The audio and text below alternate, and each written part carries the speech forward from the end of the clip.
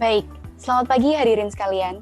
5 menit sebelum dimulainya acara, perlu kami informasikan aturan-aturan terkait webinar yang akan dilaksanakan pada pagi ini. Yang pertama, para peserta wajib menyunting nama di Zoom sesuai dengan format berikut. Nama instansi, universitas, atau umum, underscore nama peserta. Contoh, umum underscore Muhammad Anton. Yang kedua, para peserta wajib mematikan mic selama webinar berlangsung. Yang ketiga, para peserta dibebaskan untuk menyalakan atau tidak menyalakan kamera layar selama webinar berlangsung. Namun, wajib dinyalakan semuanya ketika masuk untuk dilakukan sesi foto bersama. Ketika menyalakan kamera, para peserta wajib menggunakan virtual background. Yang keempat, para peserta dilarang keluar masuk room Zoom meeting. Yang kelima, selama webinar berlangsung, para peserta diperbolehkan untuk kembali bertanya mengenai materi yang akan disampaikan melalui kolom chat Zoom. Namun, dilarang melakukan spam, melontarkan kalimat-kalimat yang mengandung unsur sara. Yang keenam, para peserta wajib mengikuti seluruh pelaksanaan webinar dari awal hingga akhir, karena akan kembali diadakan absen untuk para peserta di akhir acara sebagai syarat untuk mendapatkan hadiah dan e-sertifikat. Yang ketujuh, dalam pelaksanaan webinar, akan diadakan game Kahoot berhadiah mengenai materi yang telah disampaikan oleh narasumber. Oleh karena itu, para peserta mengupayakan agar dapat mengikuti webinar ini melalui laptop atau PC, dan yang tidak bisa menggunakan melalui perangkat di atas, silakan diupayakan sebaik mungkin untuk dapat mengikuti kuis dan webinar secara bersamaan. Yang kedelapan, para peserta wajib menaati semua aturan yang telah dibuat oleh panitia. Apabila terjadi pelanggaran yang dapat mengganggu jalannya webinar, panitia dapat mengeluarkan peserta dari Zoom meeting. Sekian dari saya.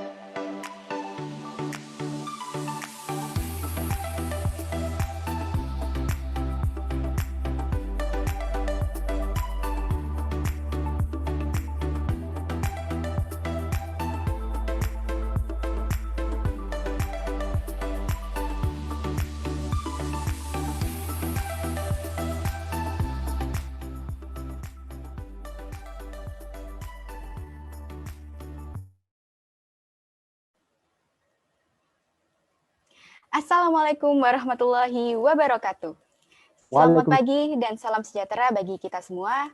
Om Swastiastu, Namo Buddhaya, salam kebajikan. Yang kami hormati, Bapak Ferry Gunawan selaku dosen pengampu mata kuliah komunikasi publik. Selamat pagi Pak Ferry, apa kabar? Selamat pagi. Alhamdulillah kabar baik, salam sehat. Yang kami hormati, Saudara Fitra Dina Antare selaku narasumber kita pada pagi hari ini. Selamat pagi Kak Fitra. Ya, selamat pagi. Yang kami hormati, Saudari Rosada Febita Duri selaku moderator. Selamat pagi Kak Rosa. Selamat pagi. Serta para hadirin yang kami banggakan. Terima kasih karena telah bergabung bersama kami dalam jaringan Zoom meeting ini. Kami mengucapkan selamat datang pada acara webinar Nanti Kita Cerita Tentang Pajak Indonesia yang mengusung tema Basic Perpajakan 101, All You Need to Know About Tax. Saya Irma Arsya yang akan memandu jalannya acara pada pagi hari ini. Puji syukur kita panjatkan kehadirat Tuhan Yang Maha Esa yang telah melimpahkan nikmat dan karunia-Nya kepada kita semua, sehingga kita dapat berkumpul bersama-sama dalam acara webinar perpajakan ini. Sebelum memulai acara, marilah kita menundukkan kepala sejenak, seraya memanjatkan doa demi kelancaran acara ini, serta tak lupa juga untuk mendoakan saudara-saudara kita yang sedang mengalami musibah di Provinsi Kalimantan Selatan dan Sulawesi Barat. Berdoa menurut kepercayaan masing-masing, berdoa dipersilakan.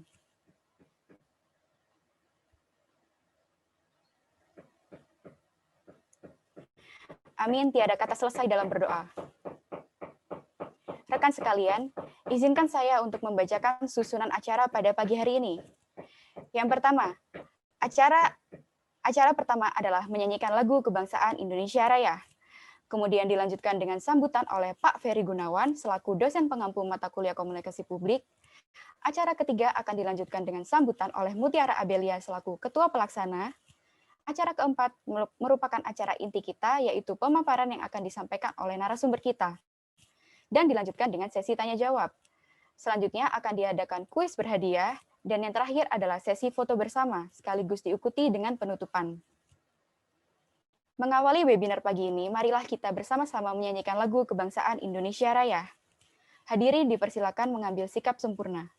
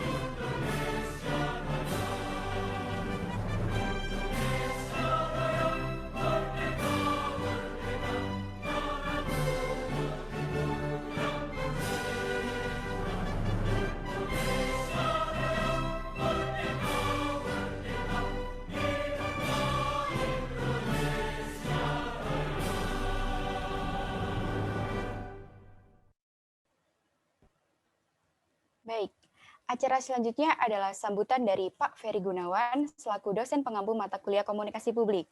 Kepada Pak Ferry, kami persilakan. Bismillahirrahmanirrahim. Assalamualaikum warahmatullahi wabarakatuh. Selamat pagi teman-teman semua. Sepertinya kalau dilihat dari peserta kayaknya teman-teman semua nih ya. Salam hormat kami mewakili panitia yang telah berkenan hadir para peserta webinar ini pada diskusi bertukar informasi pada pagi ini mengenai perpajakan. Saya Ferry Gunawan, saya adalah sebagai dosen untuk mata kuliah komunikasi publik pada program Diploma 3 Perpajakan, PKN STAN. Pada webinar pagi ini akan bercerita tentang penyuluhan perpajakan yang merupakan salah satu penugasan dari kampus PKN STAN untuk mata kuliah komunikasi publik. Di mana tujuannya yang ingin dicapai dari dosen adalah untuk meningkatkan kemampuan komunikasi sehingga teman-teman PKN STAN ini nanti sudah ketika lulus dan bekerja di instansi bisa menceritakan apa manfaat dari pajak sehingga publik bisa mengerti, paham, dan sadar untuk membayar pajak. Karena peran warga negara yang patuh bayar pajak itu sangat dibutuhkan. Webinar ini merupakan inovasi karena kita sedang pandemi yang biasanya harus ketemu, mengundang, hadiri, tapi sekarang kita di hari Minggu, kita bisa hadir, tidak perlu keluar dari rumah untuk menghadiri pertukaran informasi, tapi kita bisa melakukan ini dari rumah, dari tempat masing-masing.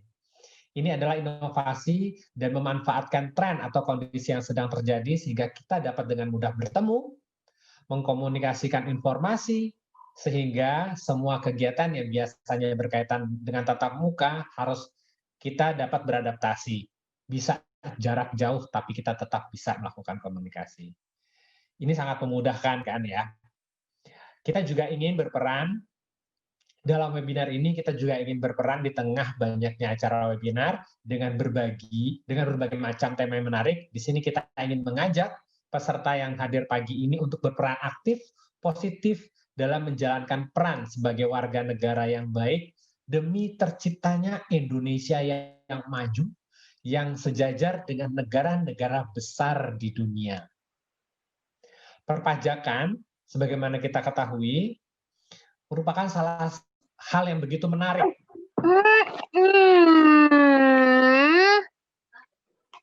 Terlebih di masa pandemi ini, ketika pendapatan negara menurun, namun kesadaran kita tetap kita gaungkan setelah pandemi ini biar dapat kembali dengan normal secara cepat. Pulihnya cepat. Karena pajak merupakan tulang punggung penerimaan negara, perannya sangat besar bagi keberlangsungan dan stabilitas negara. Oleh karena itu, webinar edukasi mengenai perpajakan ini sangat penting untuk dilaksanakan. Peran mahasiswa PKN STAN sebagai agent of change harus disalurkan dengan melakukan edukasi kepada masyarakat, kepada warga negara tentang pentingnya perpajakan dan menjaga kepatuhan wajib pajak. Sehingga para peserta webinar ini yang saat ini mungkin belum mempunyai NPWP, setelah mempunyai penghasilan nanti, dengan sukarela untuk menyisihkan, untuk membayar pajak demi keberlangsungan negara. Dengan acara ini diharapkan kita semua tahu, sadar, dan kemudian dapat aktif berperan membayar pajak. Tunjukkan bahwa kita bayar pajak. Kita punya peran dalam keberlangsungan kemajuan bangsa. Agar kita tidak menjadi free rider atau penumpang gelap, penumpang gratisan di dalam negara Indonesia. Bahwa kita juga punya peran. Kita memanfaatkan jalan, kita memanfaatkan pelabuhan, tapi kita juga membayar pajak. Demikian sambutan yang saya sampaikan. Saya ucapkan selamat mengikuti webinar kepada seluruh peserta. Gali informasi sebanyak-banyaknya dari teman-teman PKN STAN. Dan untuk para panitia, teman-teman PKN STAN dapat memberikan informasi secara utuh dan jelas kepada peserta webinar Diharapkan negara Indonesia yang maju dapat segera terwujud dengan dukungan seluruh warga negara Indonesia dengan kesadaran yang setinggi-tingginya. Semoga pertemuan ini bermanfaat. Saya tutup. Billahi taufiq wal hidayah. Wassalamualaikum warahmatullahi wabarakatuh. Selamat pagi, selamat melaksanakan webinar. Saya kembalikan ke Mbak Irma. Silakan Mbak Irma. Baik, terima kasih banyak atas sambutannya Pak Ferry. Dan pada sesi acara selanjutnya yakni sambutan dari Ketua Pelaksana. Kepada Saudari Mutiara Abelia, kami persilakan. Assalamualaikum warahmatullahi wabarakatuh. Selamat pagi dan salam sejahtera bagi kita semua. Om Swastiastu, Namo Buddhaya, salam kebajikan. Segala puji syukur senantiasa kita panjatkan kehadirat Tuhan Yang Maha Esa, yang telah melimpahkan rahmat dan berkah-Nya kepada kita semua. Sehingga pada hari ini kita dapat dipertemukan untuk mengikuti acara webinar Nanti Kita Cerita tentang Pajak Indonesia, yang diselenggarakan oleh mahasiswa Politeknik Keuangan Negara STAN. Kami mengucapkan selamat datang kepada peserta webinar di mana kita memiliki kesempatan untuk berbagi informasi tentang aspek-aspek perpajakan meliputi jenis-jenis pajak, siapa yang wajib membayar pajak, dan bagaimana wajib pajak memenuhi kewajibannya. Melalui kegiatan ini, diharapkan dapat membuka wawasan tentang perpajakan terhadap generasi milenial. Pada webinar kali ini, tema yang kami angkat adalah Basic Perpajakan 101, All You Need to Know About Tax. Berkaitan dengan tema tersebut, kami menghadirkan narasumber sebagai pembicara utama yang menyampaikan materi terkait tema utama pada webinar ini. Webinar ini dapat terselenggara berkat bantuan dari berbagai pihak. Untuk itu, kesempatan ini kami jadikan untuk mengucapkan terima kasih kepada dosen komunikasi publik kami, Bapak Ferry Gunawan, kepada narasumber, kepada tim panitia, kepada teman-teman mahasiswa Politeknik Keuangan Negara STAN, dan para hadirin peserta webinar yang telah hadir pada pagi hari ini. Kami menyadari bahwa penyelenggaraan seminar ini masih banyak kekurangan, baik dalam penyajian acara, pelayanan administrasi, maupun keterbatasan fasilitas. Untuk itu, kami mohon maaf yang sebesar-besarnya. Akhir kata, semoga peserta seminar mendapatkan manfaat yang besar dari kegiatan ini, sehingga mampu mewujudkan literasi perpajakan yang baik bagi seluruh masyarakat di Indonesia. Wassalamualaikum warahmatullahi wabarakatuh. Om Santi Santi Santi Om. Baik, terima kasih atas sambutannya Kak Mutiara. Hadirin yang berbahagia, kita akan memasuki acara inti pada pagi hari ini, yaitu penyampaian materi oleh narasumber yang akan dipandu langsung oleh Saudari Rosada Febita Duri. Dan tak lupa mengingatkan, bagi para peserta yang ingin mengajukan pertanyaan selama sesi pemaparan materi, dapat langsung menuliskan pertanyaannya di kolom chat yang nantinya akan dijawab oleh narasumber kita. Sebelumnya, izinkan saya untuk memperkenalkan moderator kita.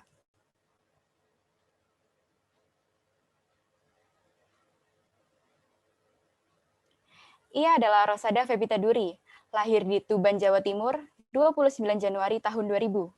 Kak Rosa pernah menempuh pendidikan di SMP Negeri 1 Bojonegoro, SMA Negeri 1 Bojonegoro, dan saat ini merupakan mahasiswa aktif semester 5 di Politeknik Keuangan Negara STAN. Pada tahun 2019, Kak Rosa pernah menjadi tim kreatif Festival Budaya Nusantara PKN STAN dan menjadi LO Festival Budaya Nusantara PKN STAN pada tahun 2020. Nah, bagi teman-teman yang penasaran dengan Kak Rosa yang cantik ini, bisa mengunjungi akun Instagramnya di @rfebita atau dapat menghubungi email yang tertera di salin dia. Tanpa perlu berlama-lama lagi, langsung saja kita sambut moderator kita pagi ini. Rosada Febita Duri, kepada Kak Rosa kami persilakan. Baik, terima kasih kepada Kak Irma Arsya selaku MC yang telah memberikan kesempatan saya untuk melanjutkan rangkaian acara pada pagi hari ini. Saya ucapkan juga selamat datang kepada Bapak Ferry Gunawan selaku dosen pengampu mata kuliah komunikasi publik. Selamat datang Pak Ferry. Selanjutnya, izinkanlah saya menyapa kakak-kakak, teman-teman, serta adik-adik yang sudah hadir. Tak lupa juga saya ucapkan terima kasih karena telah meluangkan waktunya dan ikut berpartisipasi dalam rangkaian acara pada webinar kali ini. Sebelumnya, saya juga mengucapkan duka yang mendalam bagi teman-teman kita yang tertimpa musibah di Kalimantan Selatan dan Sulawesi Barat, juga beberapa musibah lain yang terjadi di Indonesia akhir-akhir ini. Teman-teman yang di sini, mari kita doakan semoga teman-teman di sana diberikan kekuatan, ketabahan, dan dilindungi oleh Allah Subhanahu wa Ta'ala. Amin. Teman-teman, pandemi COVID-19 merupakan krisis kesehatan di seluruh dunia. Hal ini mengakibatkan banyaknya resesi perekonomian di berbagai negara, tak terkecuali di Indonesia.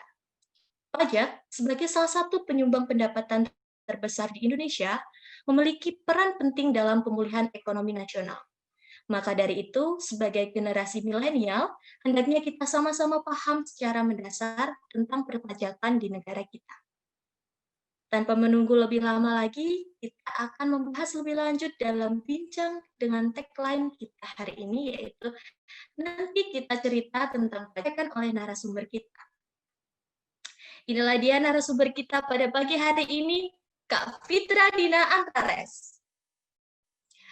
Teman-teman, tak kenal maka tak sayang, maka izinkanlah saya untuk menyampaikan CV singkat dari Kak Fitra Dina. Kak Fitra Dina lahir di Madiun 9 Juli 1999, Negeri 2 Madiun. Sekarang merupakan mahasiswa aktif semester 5 di Politeknik Keuangan Negara STAN. Pengalaman organisasi dari Kak Fitra Dina hingga saat ini masih aktif menjadi tentor bimbingan belajar SPMB PKN STAN dan merupakan public speaker di beberapa seminar persiapan CPNS. Untuk teman-teman yang ingin mengetahui Kak Fitra Dina lebih lanjut, harap mengunjungi Instagram Kak Fitra Dina di @fian_antares atau di email yang sudah tertera di layar. Baik, sebelumnya saya ingin menginformasikan bahwa pemaparan materi ini akan berlangsung selama 1 jam dan sesi tanya-jawab selama 15 menit.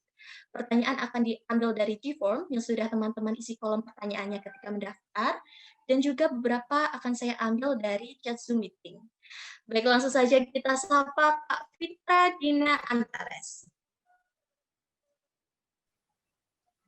Halo Kak Fitra Dina. Halo teman-teman semua.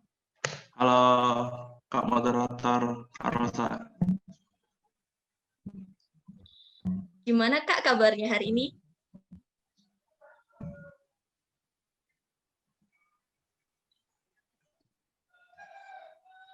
Alhamdulillah baik-baik saja. Moderatornya juga apa kabar? Alhamdulillah baik. Sepertinya sudah rapi sekali, Kakak. Apakah sudah siap, Kakak? Ya, Apakah saya sudah siap?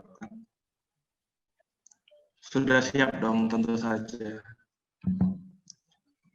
Mungkin ada sedikit kata-kata atau mungkin ada pantun, Kak? Wah, nggak ada pantun nih. Emang Kakak ada pantun? Boleh ya, saya pantun sedikit.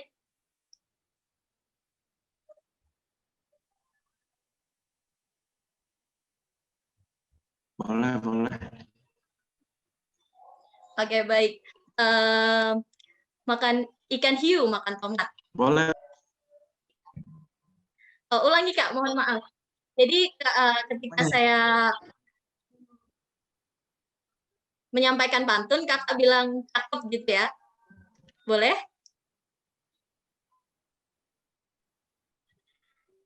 Oh iya, sama dong kayak tadi. Iya, oke, siap. Ikan hiu makan tomat. Cakep. Terima kasih. Ya, silakan Kak Fitra Dina untuk menyampaikan materinya. Ya, terima kasih untuk moderator telah memberikan saya kesempatan untuk berbicara. Dan iya benar, ini nama saya adalah Fitra Dina Antares. Dan kalau kalian ingin berkenalan dengan saya lebih lanjut, silahkan follow Vian Antares. Ada di layar. Untuk operator bisa digeser. Jadi sebelumnya saya ingin mengucapkan terima kasih kepada teman-teman semua yang telah hadir pada kesempatan pada hari ini. Izinkan saya untuk memberikan kepada kalian sebuah materi baru tentang perpajakan, teman-teman. Jadi kita mulai saja ya. Jadi kita itu kalau ingin tahu sebuah hal, kita harus tahu dulu dong apa pengertiannya. Nah, kita kalau ingin mengerti tentang perpajakan, kita harus tahu dulu aturan-aturan tentang perpajakan. Nah, aturan-aturan tentang perpajakan itu diatur di Undang-Undang KUP. KUP itu apa? KUP adalah Ketentuan Umum dan Tata Cara Perpajakan. Jadi dari sinilah pegawai pajak menggunakan segala kewenangannya untuk bekerja dan mengurusi pajak kepada wajib pajak. Jadi ini sudah bisa kita baca ya, teman-teman. Pengertiannya sangat panjang sekali ya. Tapi saya sudah memecah-mecah menjadi pengertian yang kecil-kecil. Daripada kita membaca yang sepanjang ini, kita lebih baik memecahnya menjadi yang lebih kecil-kecil. Oke, bisa digeser. Ya, ini dia, ciri-ciri pajak. Yang pertama, kontribusi wajib. Jadi kontribusi wajib, orang pribadi atau perusahaan memiliki kewajiban membayar pajak. Jadi kita semua itu sebenarnya memiliki kewajiban untuk membayar pajak, teman-teman. Tapi sebenarnya syarat untuk menjadi wajib pajak itu ada dua, syarat subjektif dan syarat objektif. Itu yang boleh bayar pajak sebenarnya, teman-teman. Jadi kalau kita belum memenuhi dua syarat subjektif dan objektif ini, tidak perlu membayar pajak, teman-teman. Oke, lalu yang kedua bersifat memaksa. Bagi setiap warga negara yang memenuhi syarat. Jadi tadi sudah saya sampaikan, ketika kita sudah mencapai dua syarat tadi yang sudah saya sebutkan, kita harus membayar pajak dan ada konsekuensi apabila kita tidak taat pajak. Ada sanksinya, teman-teman, bahkan sampai pidana.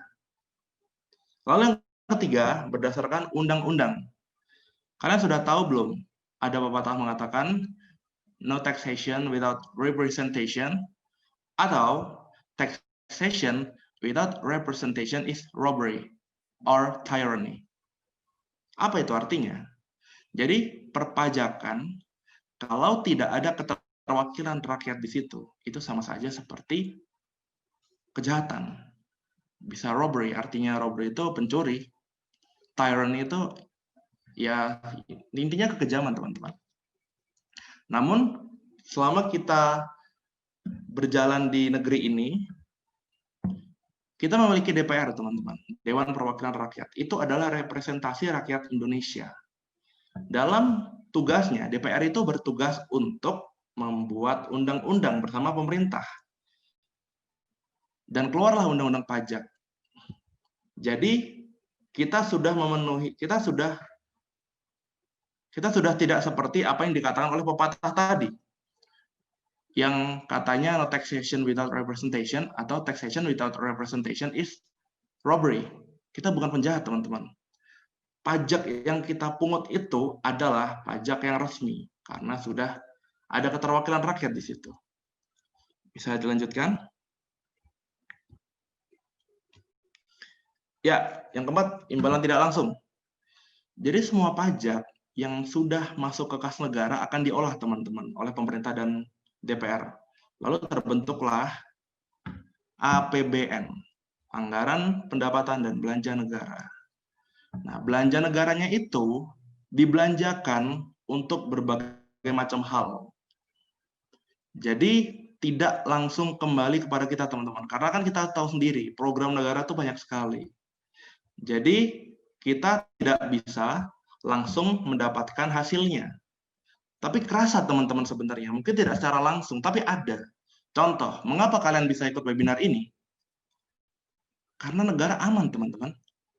Ada TNI yang menjaga perbatasan, ada polisi yang menjaga keamanan masyarakat, Itu semua dari uang pajak, teman-teman, gaji mereka. Jadi mungkin tidak kelihatan ya, keras seperti rasanya itu tidak kelihatan, tapi ada gitu. Nah, yang kelima tentu saja digunakan untuk keperluan negara dan akhirnya untuk kemakmuran rakyat. Jadi uang pajak yang dikumpulkan akan disalurkan kembali ke masyarakat dalam bentuk belanja pemerintah. Ya kita kan bisa lihat sendiri teman-teman, apa hasil dari uang pajak itu.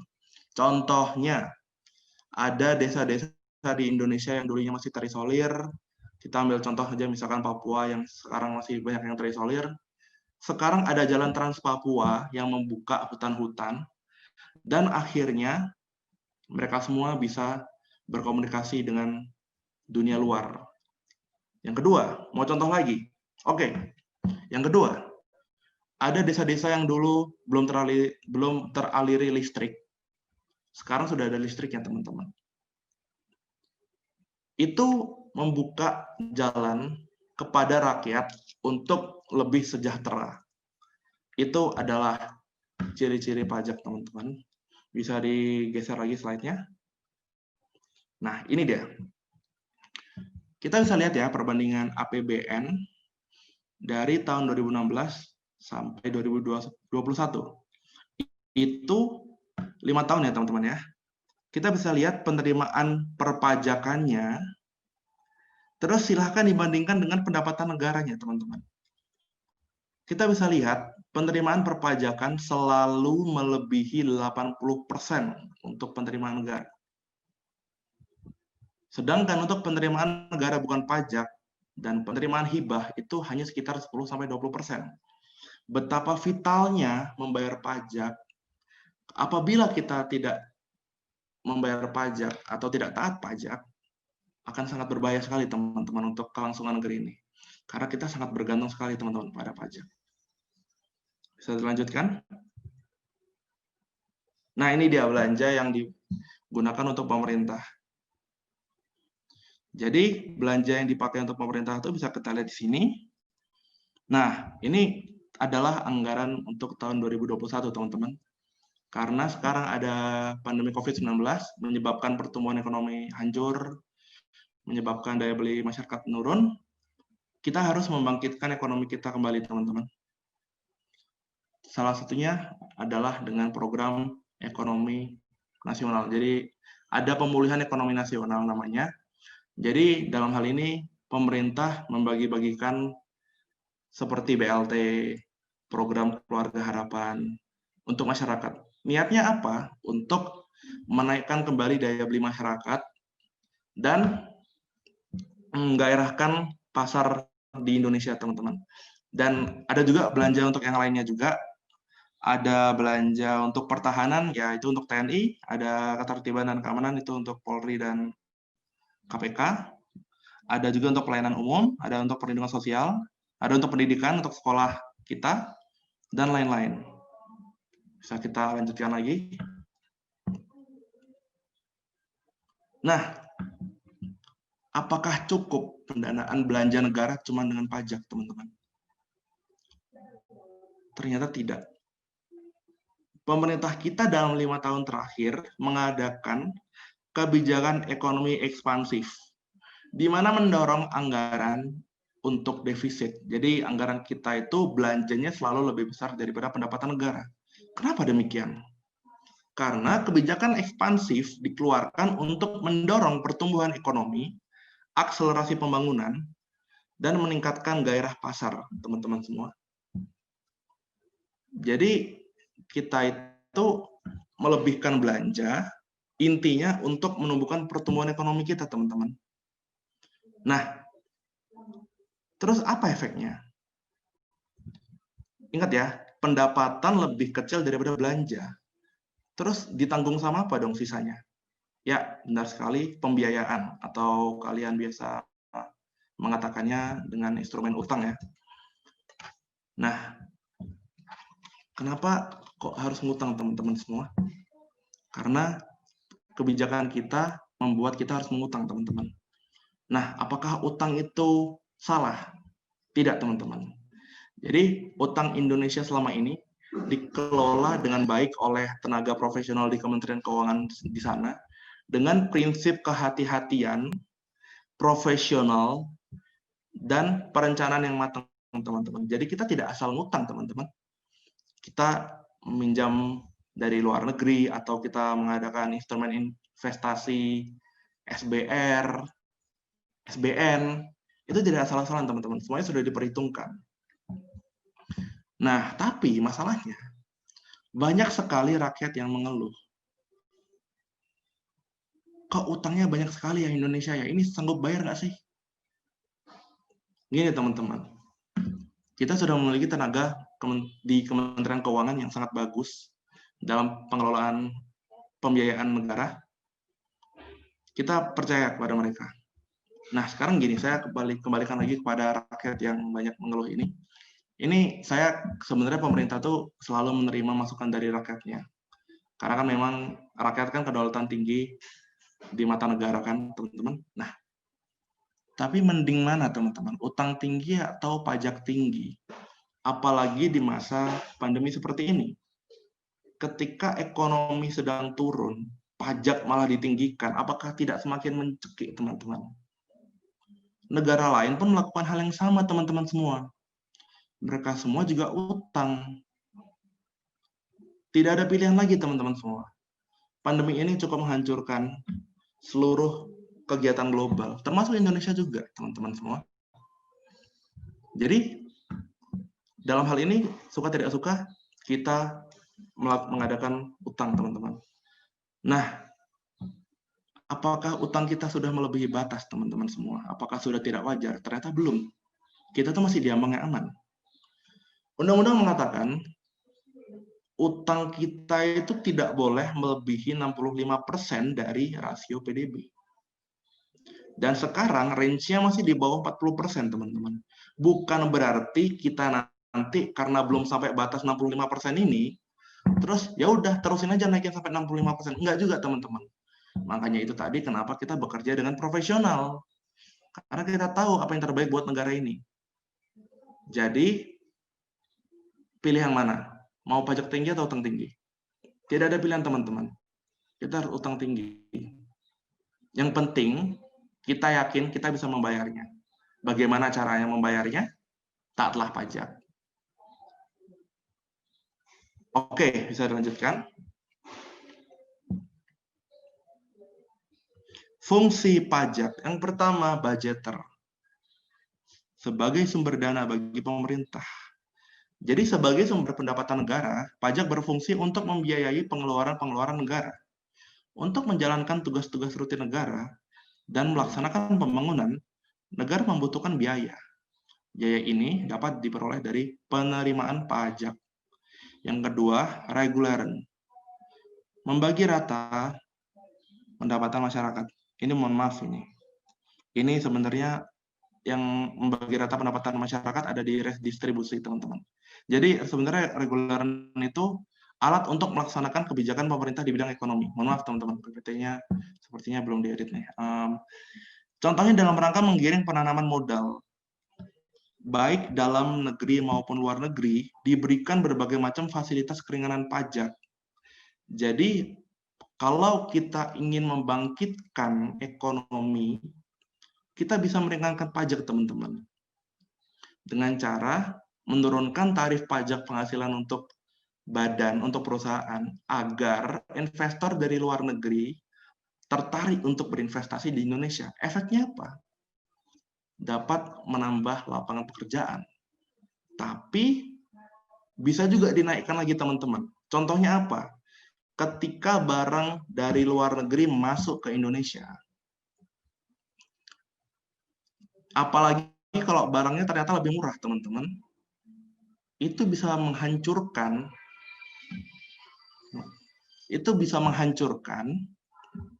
ekonomi dalam negeri, karena semuanya akan membeli barang impor. Pasar di dalam negeri akan hancur, pedagang lokal akan hancur. Oleh karena itu, pajak bisa kembali dinaikkan, teman-teman.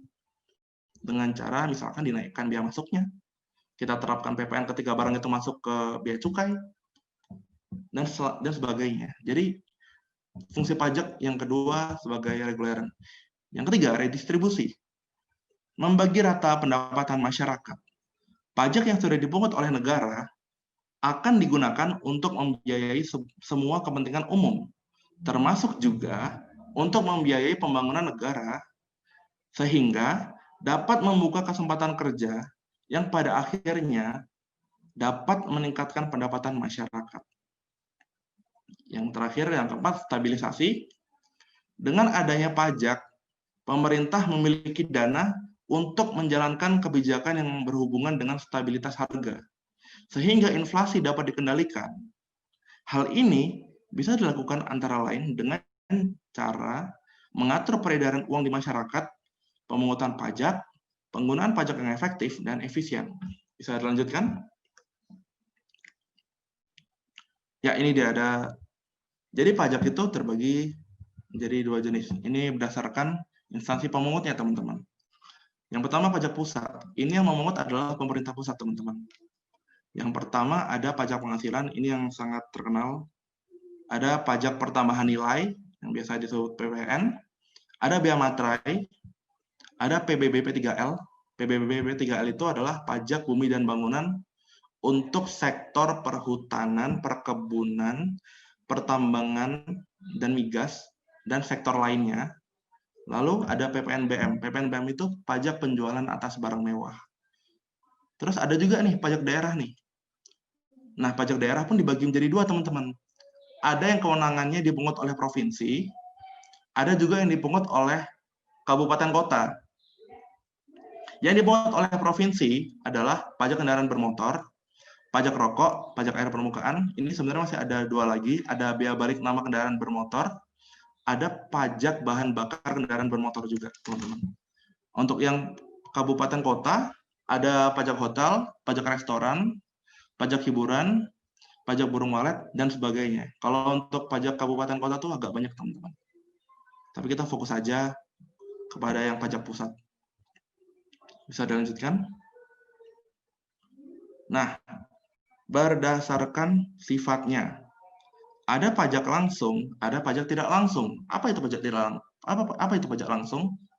Pajak langsung harus ditanggung seseorang yang terkena wajib pajak dan tidak dapat dialihkan kepada pihak lain. Contohnya, pajak bumi dan bangunan dan pajak penghasilan. Jadi, kalau pajak langsung itu tidak dapat dialihkan, teman-teman, kewenangannya. Maksudnya menanggung gitu. Nah, kalau pajak tidak langsung adalah pajak yang bebannya dapat dialihkan atau digeser kepada pihak lain.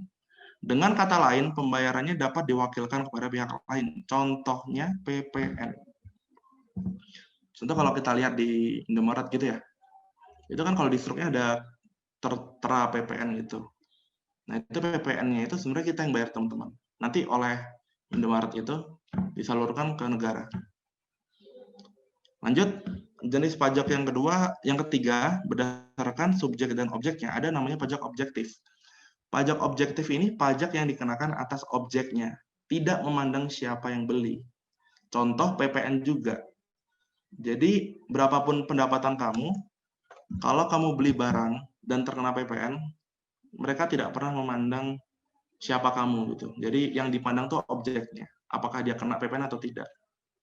Nah, yang selanjutnya ada pajak subjektif. Pajak subjektif adalah pajak yang pengenaannya melihat subjeknya dulu. Contohnya pajak penghasilan. Bisa dilanjutkan?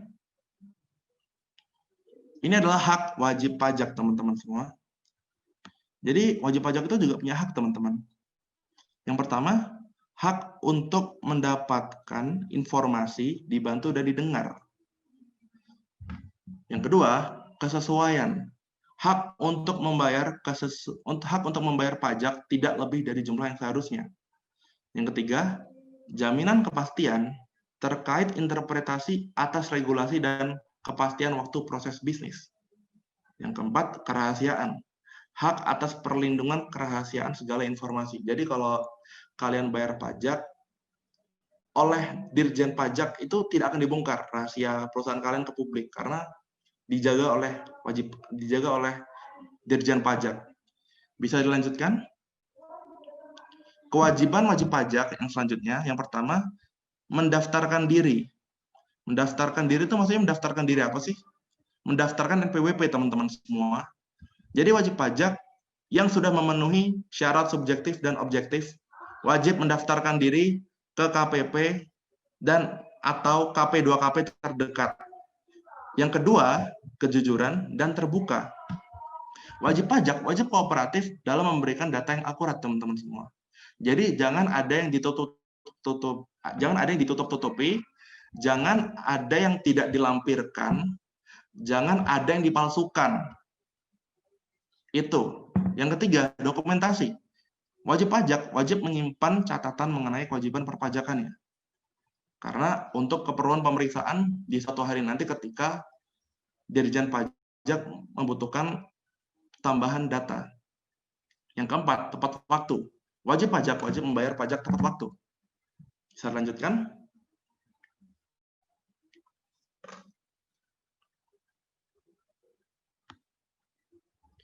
Nah, ini dia NPWP.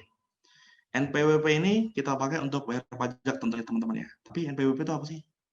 NPWP itu adalah kartu yang berisi 15 digit nomor, gunanya untuk administrasi perpajakan.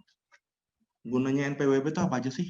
Tentu saja yang utama untuk pengurusan administrasi perpajakan. Ada juga syarat NPWP ternyata dibutuhkan untuk pengurusan visa, untuk mengajukan kredit bank, untuk melamar pekerjaan, dan lain-lain. Manfaatnya apa aja NPWP itu? Nah, kalau kita mempunyai NPWP, kita akan mendapatkan tarif normal sesuai undang-undang, teman-teman. Dan kita dapat terhindar dari denda dalam perpajakan. Jadi, dalam pemungutan pajak itu, kalau kita tidak memiliki NPWP, teman-teman semua, akan ada sedikit tambahan denda, teman-teman semua. Tapi kalau kita punya NPWP, jadi tidak kena denda, teman-teman. Jadi kena tarif normal aja gitu. Nah, selanjutnya, kalau nggak daftar NPWP, tentu saja karena tadi kena denda, tarifnya lebih tinggi. Kena denda juga, bahkan bisa terancam pidana, teman-teman. Saya lanjutkan. Nah, kita lihat nih, siapa sih yang wajib NPWP sebenarnya? Nggak semuanya, teman-teman. Secara umum mungkin kita bisa lihat ya, kita bisa ngomong, yang pasti wajib NPWP itu orang kaya dong. Perusahaan juga, itu pasti wajib NPWP. Tapi secara khusus, ini kita lihat nih ya lebih dalam ya, harus memenuhi syarat subjektif dan objektif. Yang pertama, orang pribadi. Kita.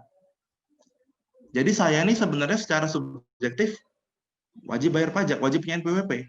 Ada juga warisan belum terbagi, ada juga badan, ada juga bentuk usaha tetap. Jadi bentuk usaha tetap itu seperti perwakilan dagang, perwakilan perusahaan dari luar negeri yang mencari penghasilan di Indonesia. Itu persyaratan subjektif, teman-teman. Lalu yang kedua ada persyaratan objektif.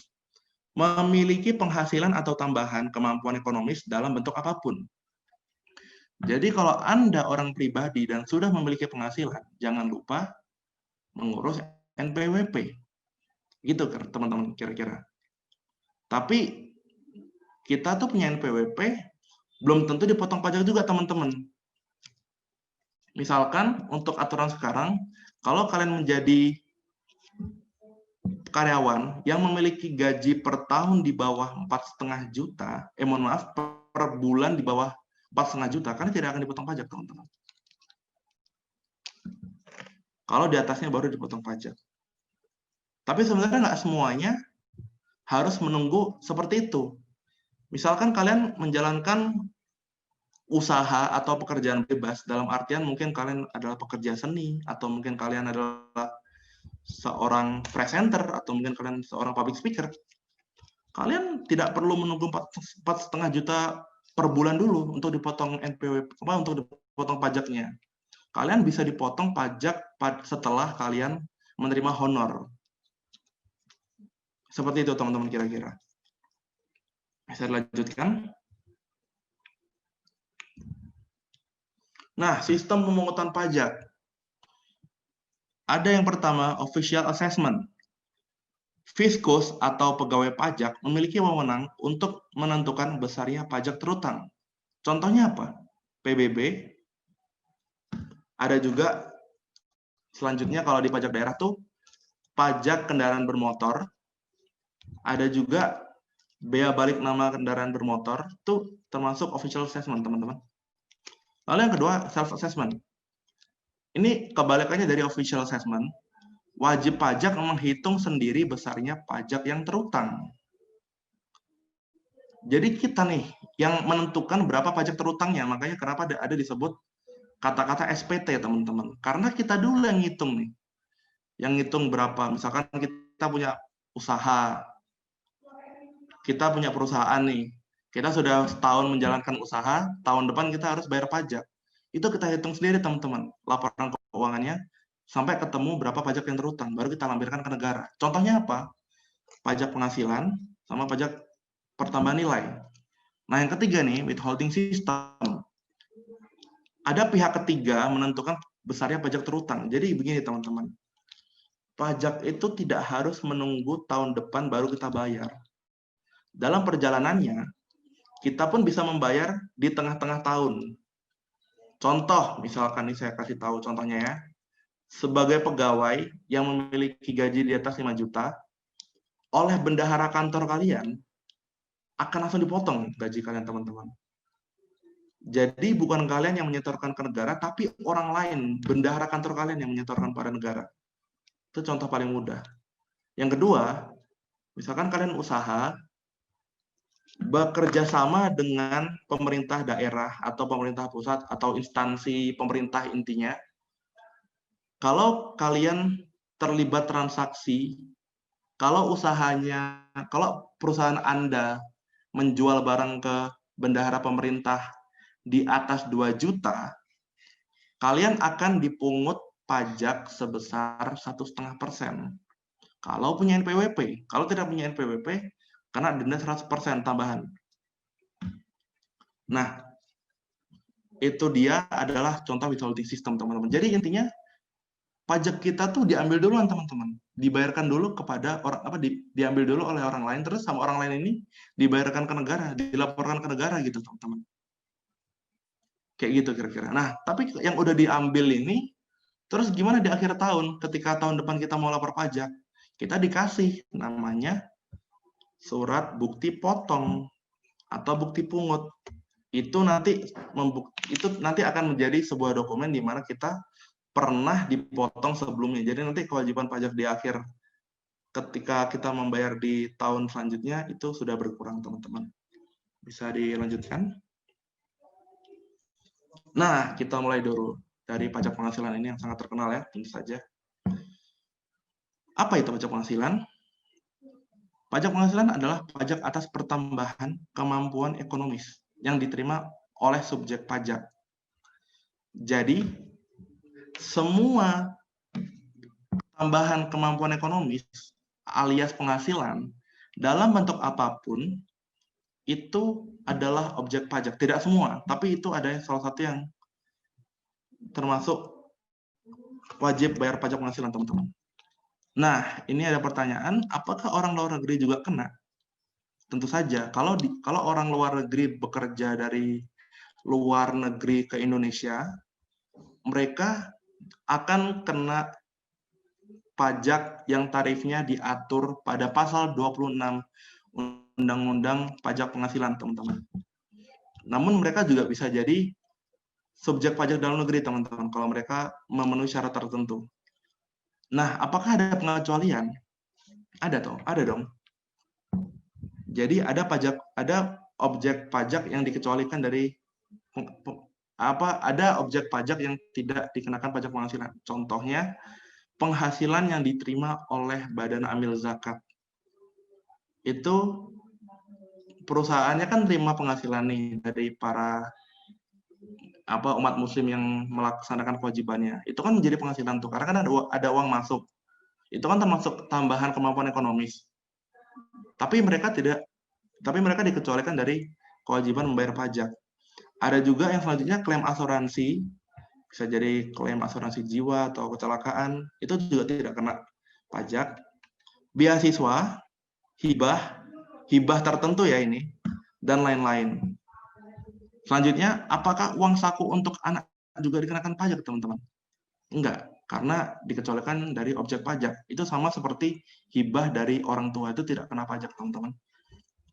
Nah, apa itu pajak 0,5% UMKM? Nah, ini adalah produk hukum dari pemerintah, itu diatur dalam Peraturan Pemerintah Nomor 23 Tahun 2018. Jadi ini untuk UMKM yang belum mampu membuat pembukuan, mereka dipersilahkan untuk cukup mencatat omset per bulan saja. Nanti dari omset tersebut, silahkan setor ke negara sebesar 0,5% dari omset tersebut. Gitu. Misalkan kalian punya omset dalam 1 bulan 100 juta, 0,5%-nya berapa, teman-teman? 5 juta. Tunggu. Kalau 100 juta, berarti 0,5%-nya ini ya, 500.000. Gitu, teman-teman ya. Nah, ada nggak kebijakan baru di pajak penghasilan? Ada, teman-teman. Jadi, ada penurunan tarif PPh badan.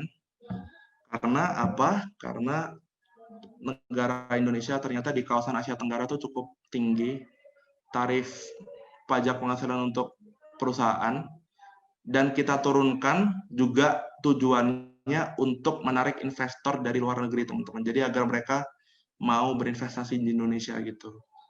Lalu ada juga insentif pajak selama COVID-19. Nah, ini yang tadi saya katakan.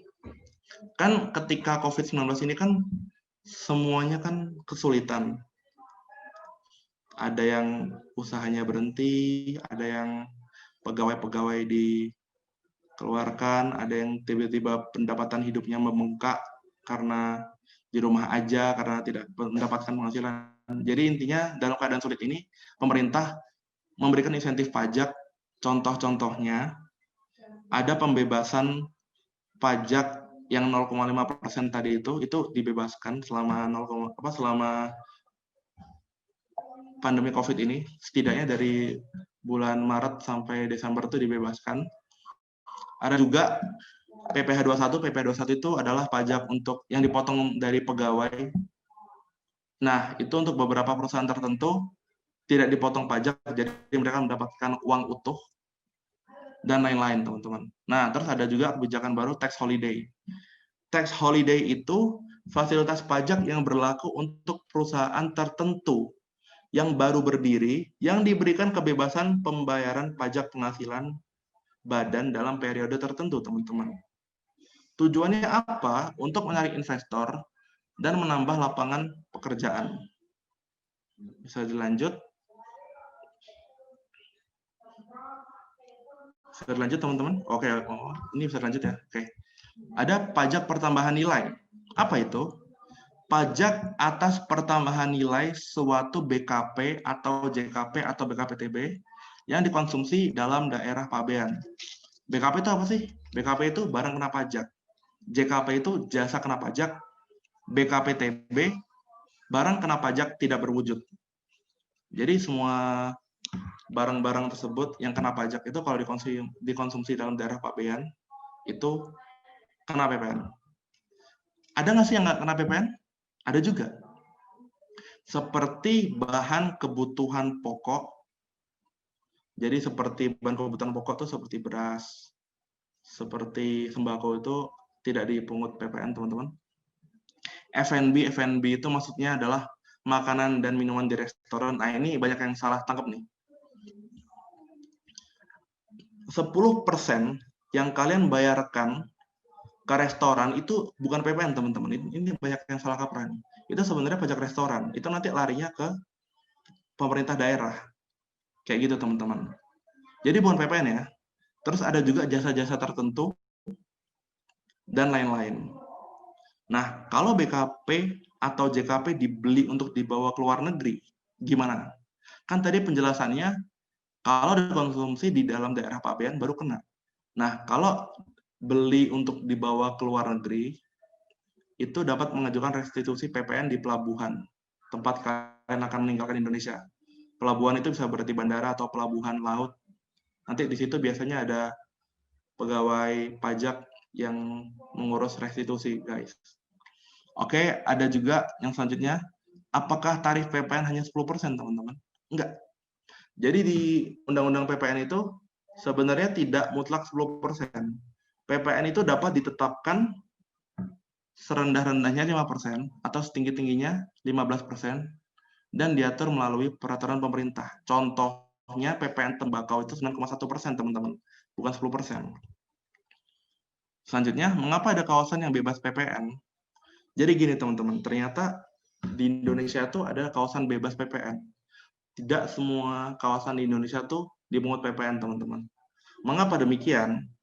Karena bertujuan untuk mempercepat pertumbuhan ekonomi, meningkatkan pariwisata mancanegara yang berada di kawasan strategis.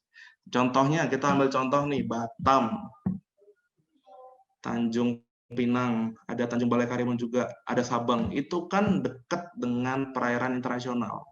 Terutama untuk Batam, Tanjung Balai Karimun, dan Tanjung Pinang, teman-teman. Itu sangat dekat dengan Singapura, teman-teman. Dan kebetulan traffic kapal di situ, kapal-kapal internasional, itu sangat tinggi.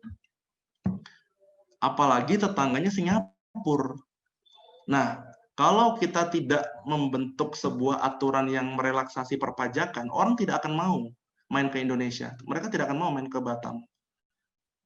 Oleh karena itu adalah kejadian khusus sehingga akhirnya pemerintah membuat kebijakan yaitu membebaskan PPN yang ada di sana, teman-teman. Lalu apakah ada kebijakan baru PPN? Ada juga.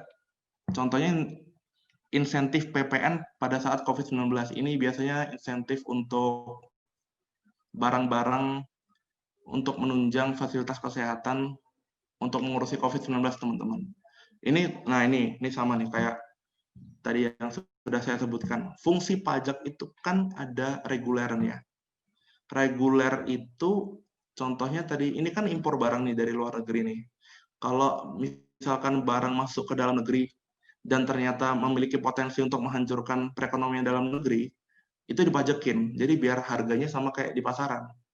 Tapi kalau ternyata barangnya tidak ada di Indonesia dan sangat dibutuhkan ternyata, ini bisa kita bebaskan, teman-teman.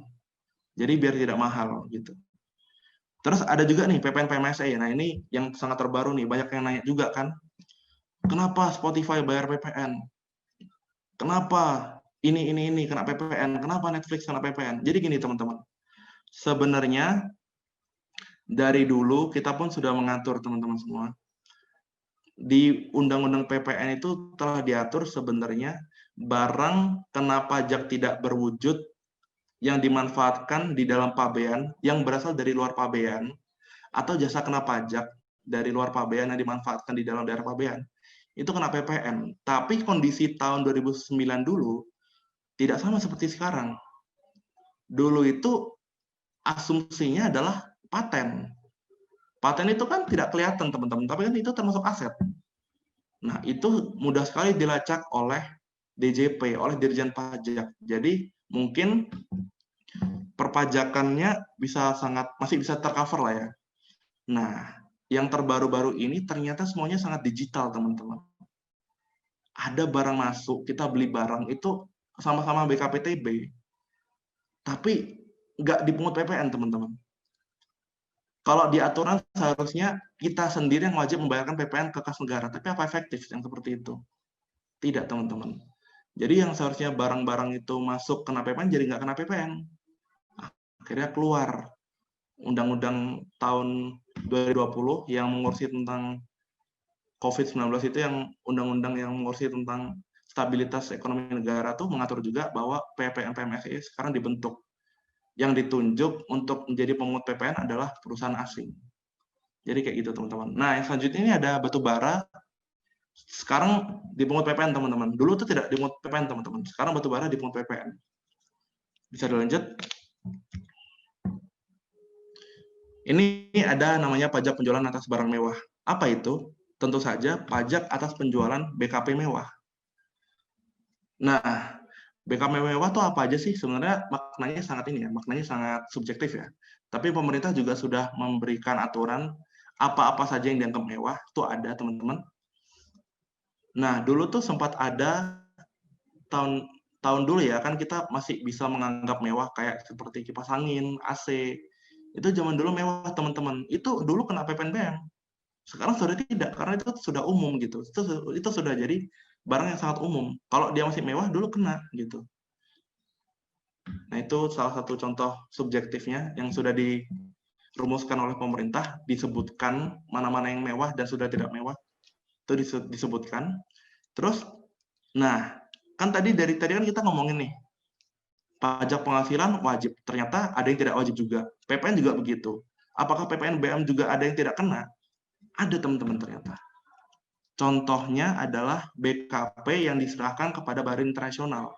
Badan internasional itu bisa jadi seperti duta besar luar negeri yang di Indonesia, bisa juga organisasi internasional seperti PBB, WHO, yang mengimpor atau membeli BKP mewah di dalam negeri, itu dibebaskan dari pengenaan PPN dan PPNBM. Lalu ada juga BKP tertentu, itu bisa kita lihat contohnya itu adalah barang-barang yang diperlukan oleh pemerintah pusat, teman-teman. Contohnya seperti kendaraan patroli polisi, itu tidak kena. Kendaraan protokoler presiden, itu tidak kena, teman-teman. Nah, tarif PPNBM itu berapa aja sih? Kalau di undang-undang ditetapkan paling rendah 10%, paling tinggi 200%. Nah, kalau ekspor tarifnya 0%, teman-teman. Ini saya kasih contoh aja ya. Contohnya itu rumah mewah itu 20%, teman-teman, yang harganya di atas 30 miliar. Lalu ada kalau kalian mau beli balon udara yang besar itu, yang naik ke atas ngambang itu kena 40%. Helikopter itu 50%. Untuk kapal mewah seperti kapal pesiar atau yak, kapal kecil tapi mewah itu 75%, teman-teman. Kalau untuk kendaraan bermotor lebih variasi lagi. Saya tidak perlu sebutkan, kalian bisa cari sendiri nanti. Nah, apakah terjadi perubahan jenis-jenis BKP mewah? Nah, ini tadi yang sudah saya sebutkan, ada. Karena perubahan BKP mewah itu mengikuti standar dan perkembangan zaman, teman-teman. Ada yang dulu mewah, sekarang sudah tidak mewah, karena sudah menjadi barang umum. Kayak gitu. Nah, kenapa barang mewah dipajakin, teman-teman? Ternyata barang mewah itu, gini teman-teman, ada sebuah ketidakadilan ya. Tadi saya sudah sebutkan, PPN itu tidak memandang apakah kamu pendapatannya kecil atau besar. Karena yang dipajakin objeknya. Tapi jadi tidak adil kalau ternyata sama-sama 10%, orang kaya oleh orang miskin, tapi orang kayanya beli yang barang-barang mewah gitu loh. Sedangkan orang miskin tidak sanggup membelinya. Akhirnya untuk barang-barang mewah ini oleh pemerintah diberikan pajak tambahan agar memiliki keadilan, teman-teman. Lalu yang selanjutnya ada pengendalian pola konsumsi. Dan selanjutnya ada juga keseimbangan pembebanan pajak dan masyarakat umum yang tadi saya bilang, dan lain-lain. Nah, untuk kebijakan baru PPNBM itu apa sih? Contohnya salah satunya adalah usulan pembebasan PPNBM pada mobil listrik. Kenapa begitu? Karena ini masih usulan ya, teman-teman. Ini belum menjadi undang-undang. Nah, karena mobil listrik itu adalah mobil ramah lingkungan, teman-teman. Dan ini menjadi target Indonesia agar bebas emisi pada tahun-tahun selanjutnya. Jadi untuk mendukung gerakan tersebut, bebas emisi tersebut, kita perlu membebaskan mobil listrik ini agar dapat digalakkan di Indonesia. Kira-kira begitu. Saya lanjut. Ini kita bahas PBB. PBB itu pengertiannya adalah pajak atas kepemilikan dan atau penguasaan atas tanah dan atau bangunan. Kenapa tanah dan atau bangunan? Karena bisa aja orang cuma punya bangunan, ada juga orang yang punya tanah doang, ada juga orang yang punya tanah dan bangunan. Begitu. Jadi ini itu PBB itu dipungut atas kepemilikan atau penguasaan gitu, teman-teman. Jenis-jenis PBB itu apa aja sih? Ada banyak ternyata, teman-teman. Ada PBB perdesaan atau perkotaan, itu dikelola oleh Pemda. Nah, yang dikelola oleh pusat itu ada PBB perkebunan, perhutanan, pertambangan minerba itu mineral batu bara, ada juga minyak dan gas, pertambangan migas, dan sektor lainnya, itu diurus oleh pusat. Nah, sektor lain itu apa aja sih? Ternyata masih ada teman-teman. Ada perairan lepas pantai untuk usaha perikanan tangkap, pembudidayaan ikan, jaringan pipa, jaringan kabel telekomunikasi, jaringan kabel listrik, dan ruas jalan tol. Tapi ini yang dilepas pantai ya teman-teman ya. Seperti itu. Berapa tarif PBB? Untuk PBB pusat 0,5%, itu tarif tunggal. Untuk PBB Pemda, oleh Undang-Undang PDRD itu pajak daerah dan retribusi daerah, ditetapkan paling tinggi 0,3%. Dan tarif per daerah silahkan ditetapkan masing-masing melalui perda. Jadi 0,3% itu cuma acuan paling tinggi, itu bolehnya cuma 0,3%. Tapi terserah kalian gitu. Kira-kira itu maksud pemerintah pusat kepada pemerintah daerah. Bisa 0,1, 0,2, 0,3, dan lain-lain. Kebijakan baru PBB itu apa? Saya kurang dengar ya kalau kebijakan baru PBB ya. Tapi yang jelas setiap tahun pasti ada namanya program pemutihan PBB di daerah-daerah. Pemutihan itu dalam artian menghapus sanksi yang wajib pajak tidak taat biasanya. Kayak gitu. Lanjut. Ini bea materai. Bea materai itu apa? Ya kita sudah tahu lah ya, kalau bea materai itu kan barangnya kecil kayak stem materai gitu. Itu pajak atas dokumen-dokumen tertentu, teman-teman. Nah, biasanya kan kita lihat nih, kan kita biasanya dapat isu nih, kalau misalkan kita buat perjanjian sama orang lain dan ternyata dilanggar, dan kita mau bawa ke pengadilan. Kalau nggak ada materainya, katanya nggak sah, teman-teman, di pengadilan. Apa benar? Ternyata tetap sah, teman-teman. Selama dia tidak melanggar pasal 1320 KUH Perdata, namun akan tetap dilunasi di pengadilan. Jadi surat itu tetap sah, tapi nanti kalian bayar materainya tuh di pengadilan gitu, teman-teman. Nah, mengapa materai baru naik menjadi 10.000? Untuk menyesuaikan perkembangan zaman dan juga untuk menggenjot penerimaan negara. Nah, ini kan kita tahu nih ya, sekarang kan ada kebijakan baru, materinya naik jadi 10.000 ya. Tapi belum tersebar luas, teman-teman. Nah, gimana nih kalau misalkan kita mau bikin perjanjian atau mau bikin dokumen gitu yang ditempeli materai, terus gimana dong?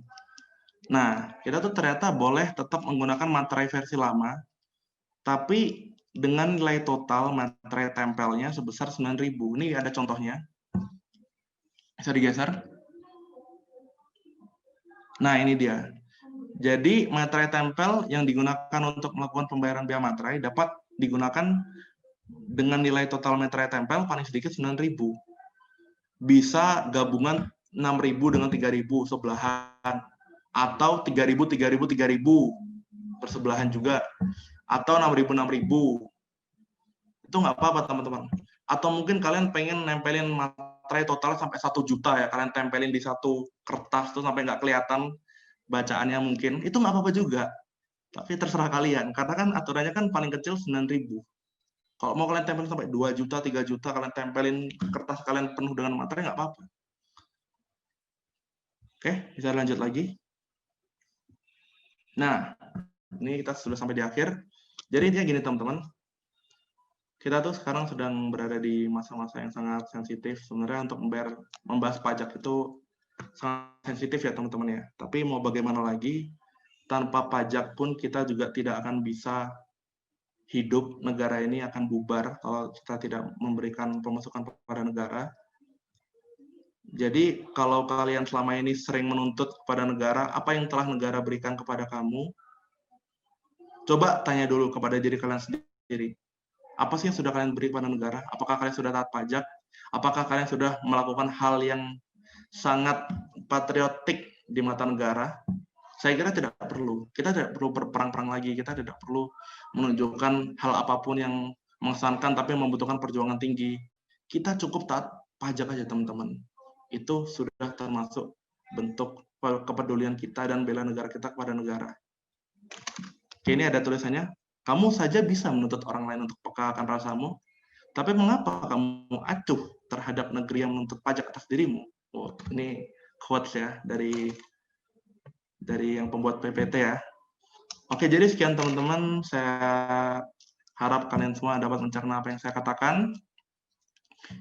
Terima kasih, saya kembalikan ke moderator.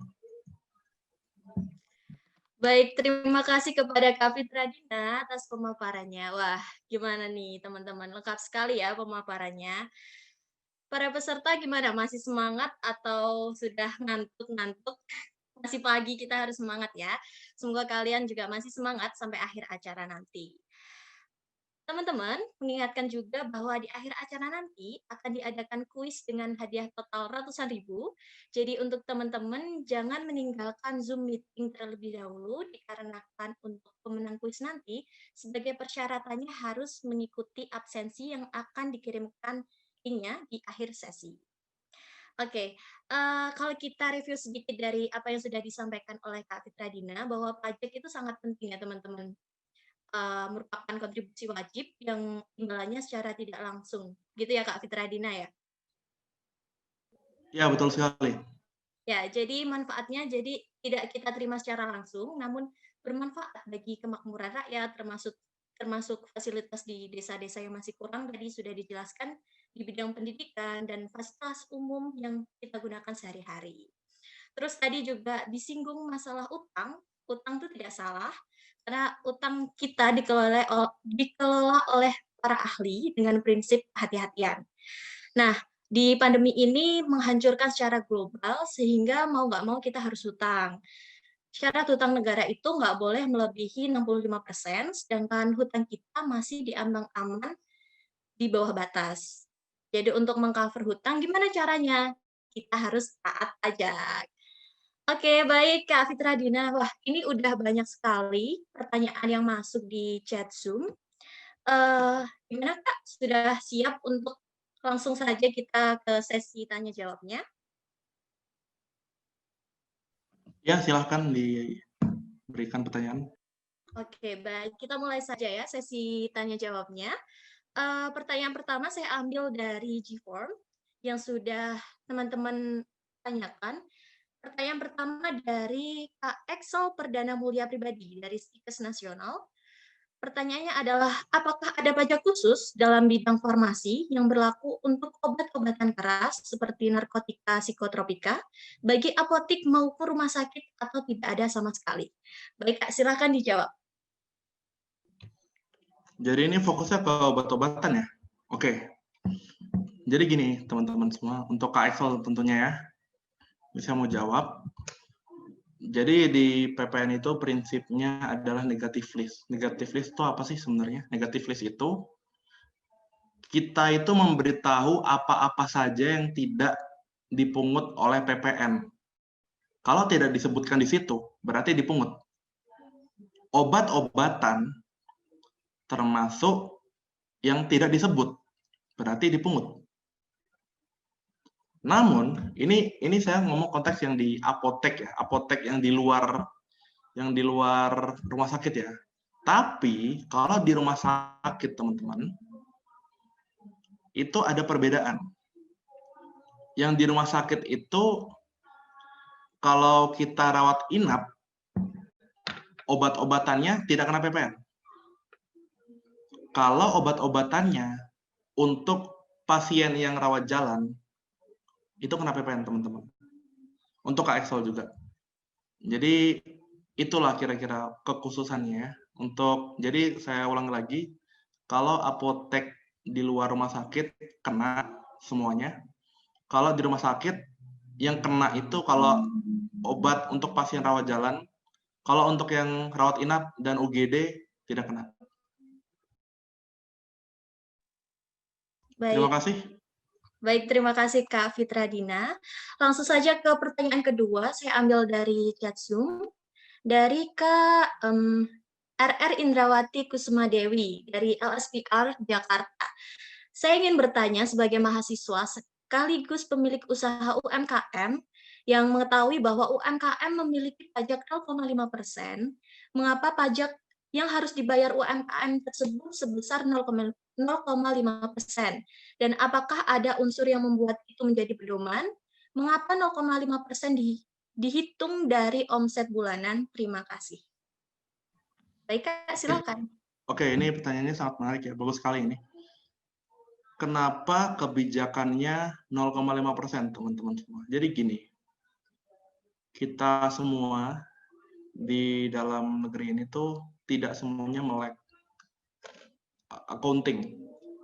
Jadi perpajakan kita dari DJP-nya itu pengennya juga kalau misalkan wajib pajak melaporkan pajaknya itu secara rapi, teman-teman.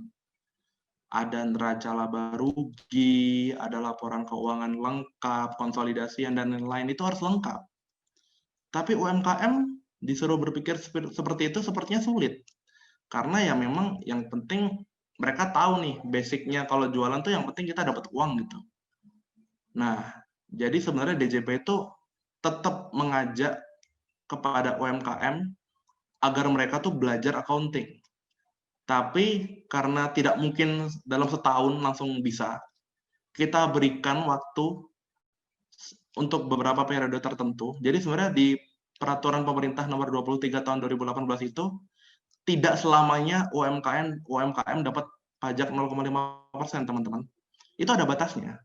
Untuk orang pribadi, yang UMKM orang pribadi itu sepertinya untuk 7 tahun, teman-teman. Nah, jadi selama 7 tahun dibebaskan untuk menggunakan omset bulanan sebesar 0,5% dari bruto. Nah, ini banyak yang komen nih. Kenapa kok dari bruto? Kan berat. Bisa aja mereka persentase keuntungannya itu kecil dari jualannya, tapi kok kena 0,5% bisa jadi rugi gitu. Nah, itu dia kenapa kok kita perlu melek accounting, karena accounting itu penting. Kalau misalkan mereka belum bisa menerapkan accounting secara baik dan benar, silahkan menggunakan 0,5%. Ada konsekuensi yang lebih tinggi, karena kita dari Dirjen Pajak pun sulit untuk mendeteksi apakah ini sudah dibayar dengan baik dan benar atau enggak gitu loh. Kan kita nggak tahu nih. Jadi ya sudah, kita bikin state 0,5% untuk omset bulanan. Kalau UMKM sudah bisa membuat accounting yang baik dan benar, mereka bisa mengajukan menggunakan tarif normal, teman-teman, sebenarnya. Jadi itu sih sebenarnya, prinsipnya itu seperti itu. Terima kasih. Terima kasih kepada Kak Fitra Dina. Selanjutnya, pertanyaan kedua dari Kak Felda Indah, dari Politeknik Pos Indonesia, bagi wajib pajak yang bekerja di luar negeri, pastinya kan tetap bayar pajak. Nah, bagaimana cara menyetorkan pajaknya? Silakan, Kak. Ya, ini pertanyaan juga bagus. Jadi gini, sebenarnya itu definisinya saya kurang mendapat ya. Itu maksudnya itu dia bekerja di luar negerinya itu penugasan dari kantor di Indonesia untuk bekerja di luar negeri, atau memang dia kerja di luar negeri gitu. Itu bisa jadi beda, teman-teman, nanti pajaknya. Tapi basically sebenarnya begini. Jadi kan saya sudah sebutkan ada namanya P3B. P3B itu adalah perjanjian perpajakan antar negara. Indonesia itu memiliki sekitar 50-70 negara mitra dalam mengurusi perpajakan. Nah, jadi itu tuh nanti diatur siapa yang kira-kira memajaki gitu loh. Tapi ini konteksnya adalah kalau misalkan terjadi keterkaitan. Contohnya gini, ada PTA di Indonesia, pusatnya di Indonesia, tapi dia buka kantor perwakilan di Singapura misalkan ya. Nah, satu pegawai di PTA ini disuruh ke Singapura misalkan untuk mengaudit ya. Nah, itu kan nanti dibayar oleh sana. Nah, itu ada aturannya nanti, teman-teman, siapa yang kira-kira akan memajaki, apakah Indonesia atau Singapura. Itu tergantung kebijakannya, tergantung persetujuan dua negara. Itu bisa beda-beda itu. Nah, kalau yang tiba-tiba memajaki itu adalah luar negeri yang bertanggung jawab, nanti pajak yang sudah dipotong di luar negeri akan dijadikan kredit pajak pasal 24 Undang-Undang Pajak Penghasilan, teman-teman.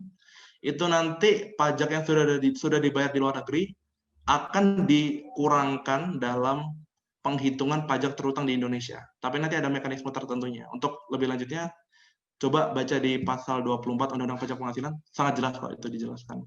Karena kalau saya kasih tahu di sini sepertinya tidak ada ini ya, itu penjelasannya cukup rumit sebenarnya, teman-teman. Tapi itu bisa dibaca sendiri lah sebenarnya, itu bisa dipahami kok. Gitu kira-kira. Terima kasih. Baik, terima kasih kepada Kak Fitradina. Selanjutnya, pertanyaan akan saya ambil dari chat Zoom. Wah, ini sepertinya banyak sekali pertanyaannya dan semuanya berbobot begitu ya. Saya akan pilih dari umum saja, dari Kak Ignatius. Selamat pagi, Kak. Bagaimana cara DJP untuk lebih membangkitkan kesadaran untuk taat pajak? Ini Silakan. yang paling luar biasa menurut saya. Bagaimana cara DJP untuk membangkitkan wajib pajak untuk sadar pajak ya? Salah satunya adalah dengan mengadakan webinar-webinar perpajakan. Ini salah satunya ini juga bisa sebagai salah satu referensi. Tapi ini kan kita belum jadi pegawai ya. Tapi ini salah satu usaha kita untuk menyadarkan para wajib pajak untuk taat pajak, teman-teman. Untuk dari DJP-nya sendiri, dari Dirjen Pajaknya, gini, jadi kan kalau kita baca aturan di undang-undang kan tulisannya kecil-kecil, ribet juga kadang bahasanya. Nah, sekarang di Direktorat Jenderal Pajak itu membuat konten-konten menarik, teman-teman. Berwarna mencolok, tulisannya besar-besar, mudah dipahami. Itu salah satu cara agar masyarakat Indonesia itu melek pajak. Jadi dengan demikian, orang-orang yang punya penghasilan tapi malas bayar pajak karena nggak paham, akhirnya paham. Karena mudah dipahami, karena edukasi dari DJP ini ya mempunyai tenaga-tenaga profesional yang ternyata mengikuti perkembangan zaman. Menurut saya itu salah satu contoh yang baik sih. Dan kalau untuk meningkatkan kesadaran membayar pajak, saya kira salah satunya juga kan kita memiliki opsi penagihan, teman-teman. Itu ada namanya, kita itu menagih untuk wajib pajak yang kurang patuh, itu ada konsekuensinya. Nanti yang kurang patuh itu ada diberikan surat teguran, ada diberikan surat paksa. Kalau misalkan dari surat teguran masih belum bayar pajak juga, sampai nanti ke tahap penyitaan aset yang dimiliki oleh wajib pajak yang tidak nurut itu. Saya kira itu sih, tapi kalau untuk sekarang saya kira daripada kita mengadakan cara-cara yang represif seperti yang tadi baru saja saya bilang, yang paling baik itu ya kita membuat konten-konten menarik. Itu sih kira-kira jawabannya. Baik, terima kasih kepada Kak Fitradina. Terima kasih juga kepada teman-teman yang sudah mengajukan pertanyaan. Mohon maaf kita tidak bisa menjawab semua pertanyaan dari teman-teman. Mungkin kalau ada yang ingin ditanyakan bisa langsung japri ke Instagram Kak Fitradina @fian_antares atau ke CP kita. Ya, begitu teman-teman. Terima kasih saya ucapkan kepada Kak Fitradina atas waktunya. Terima kasih juga kepada seluruh panitia. Karena sudah selesai, izinkan saya undur diri. Saya selaku moderator, mohon maaf apabila ada yang kurang. Semoga apa yang kita paparkan hari ini ilmunya bermanfaat bagi teman-teman semua. Selebihnya acara saya kembalikan kepada MC. Terima kasih. Baik, terima kasih kepada narasumber kita, Kak Fitradina Antares yang luar biasa karena telah berkenan hadir dalam webinar pagi ini. Dan juga terima kasih kepada Kak Rosa selaku moderator yang telah memandu jalannya diskusi. Menarik sekali kan pemaparan yang telah disampaikan pagi ini. Banyak hal yang kurang kita mengerti mengenai perpajakan, tetapi setelah mendengar diskusi tadi, tentunya kita sebagai generasi muda nantinya akan selalu taat dalam melakukan hak dan kewajiban kita dalam bidang perpajakan. Nah, baik. Memasuki acara selanjutnya yaitu sesi yang ditunggu-tunggu oleh para peserta, apalagi kalau bukan sesi kuis berhadiah. Bagi para peserta webinar yang berasal dari PKN STAN, kami mohon untuk tidak mengikuti kuis ini dan memberikan kesempatan bagi peserta lainnya. Sekali lagi, kami mohon bagi peserta webinar yang berasal dari PKN STAN untuk tidak mengikuti kuis ini dan memberikan kesempatan bagi peserta lain. Atas pengertian rekan-rekan, kami ucapkan terima kasih. Nah, selanjutnya untuk teknis penyelenggaraan kuis akan dilanjutkan oleh teman operator saya kepada Kak Dani Ardiansyah. Silakan, Kak. Baik, terima kasih Kak Irma. Nah, setelah mendengar pemaparan dari narasumber kita, Kak Fitradina, teman-teman pastinya jadi lebih tahu nih tentang perpajakan. Untuk merefresh materi yang telah diberikan, dan tentunya untuk seru-seruan kali ini, Sekarang kita masuk ke sesi kuis berhadiah. Kuis kali ini akan diadakan melalui Kahoot. Nah, seperti yang disebutkan Kak Irma sebelumnya, nanti yang juara 1, 2, dan 3 akan mendapatkan hadiah dari panitia. Tanpa berlama-lama lagi, saya akan jelaskan cara bermainnya. Yang pertama, teman-teman semua ambil gadget atau HP masing-masing. Selanjutnya, teman-teman buka website kahoot.it. Nah, nanti oleh panitia akan disertakan linknya di kolom chat. Selanjutnya, setelah teman-teman masuk ke website kahoot.it, nah teman-teman masukkan game pin yang nanti akan tertera di layar webinar. Kemudian, jika sudah, teman-teman input nickname dengan format nama universitas atau instansi atau umum underscore nama. Oke, langsung saja teman-teman join ke room Kahoot-nya.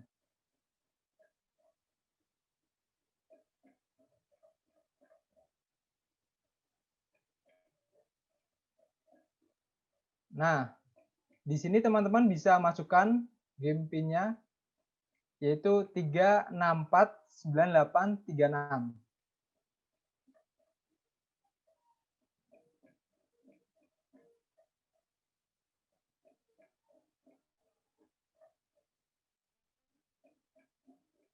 Oke, sudah ada peserta nih.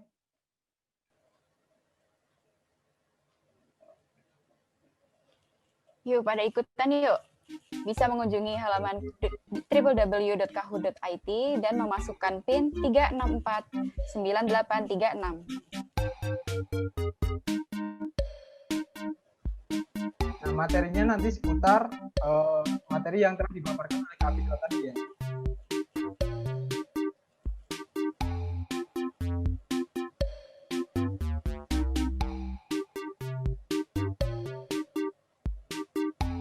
Masih itu 18 orang yang masuk.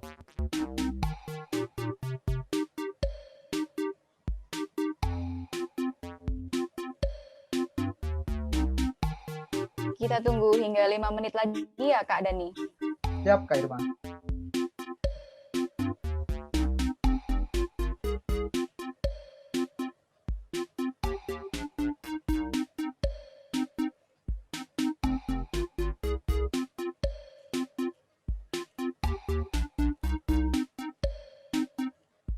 Sudah 30 orang yang masuk.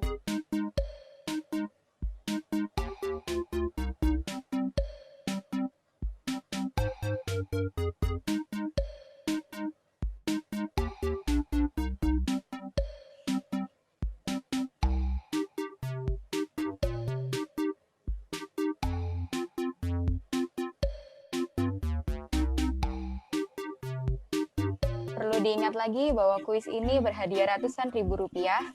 Harap peserta segera mengikuti dan memasuki link Kahoot yang tertera di kolom chat.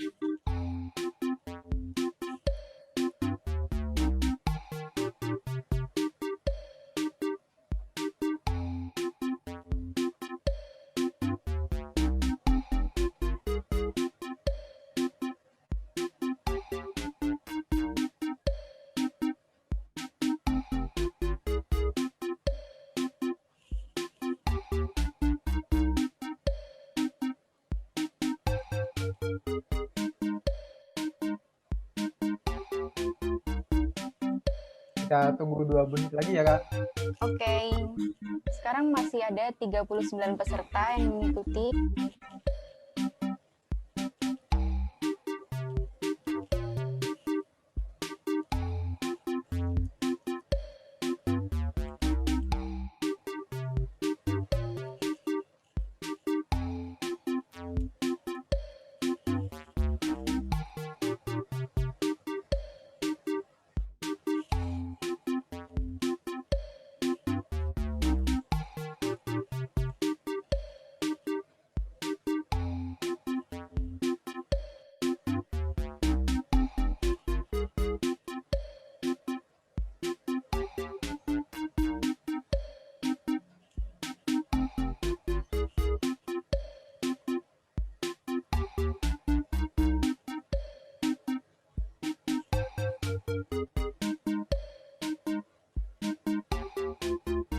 1 menit lagi.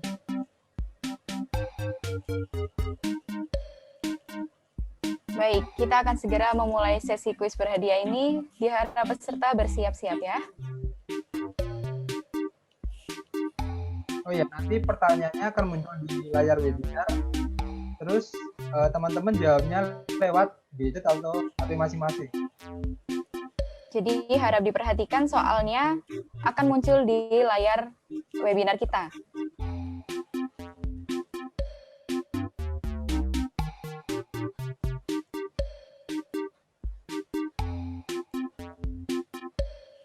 Apakah peserta sudah siap? Oke, Sepertinya mulai sudah ya, ya, Kak. Baik, 5, silakan dimulai. 3, 2, 1.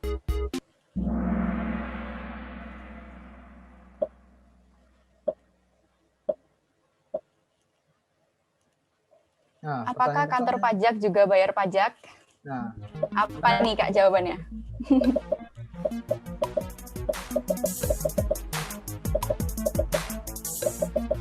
Kira-kira lebih banyak yang jawab mana nih, Kak? kita lihat aja kan.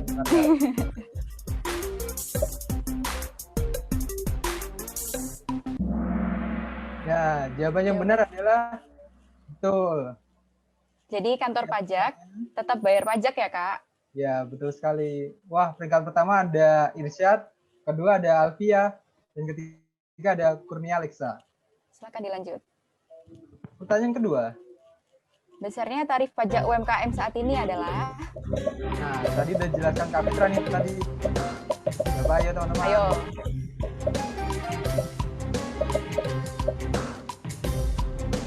Apabila tadi memperhatikan pasti bisa jawab kan, Kak? Iya, betul sekali Kak. Ya, jawabannya adalah 0,5%. Waduh, udah pinter-pinter nih, Kak ya. Wah, sekarang Kurnia Alexa menjadi peringkat 1 nih Kak. Oke, silahkan dilanjutkan. Pasal dalam UU PPH yang mengatur pengenaan pajak terhadap warga negara asing adalah pasal?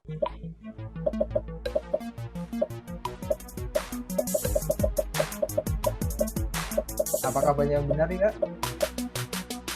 Kayaknya banyak yang salah deh, Kak. Gimana ya?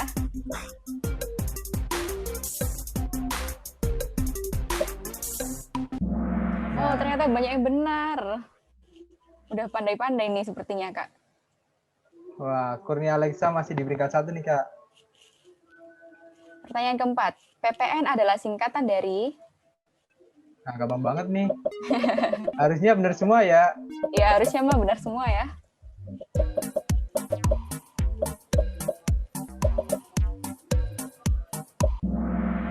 Oh, masih ada yang salah Kak ternyata Kak. Pajak penjualan nilai. Oke. Kuis kelima, NPWP terdiri dari berapa digit ya? Kira-kira berapa nih teman-teman? Tadi sih oleh narasumber kita udah disebut ya. Ya, betul sekali Kak.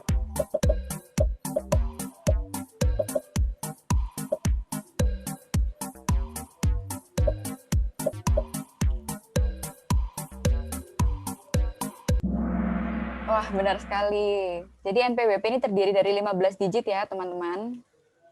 Wah, sekarang udah berganti nih Kak. Kak Irsyad ya menjadi nomor 1. Ya. Selanjutnya, fungsi pajak sebagai alat untuk mengatur dan melaksanakan kebijakan pemerintah di bidang ekonomi disebut?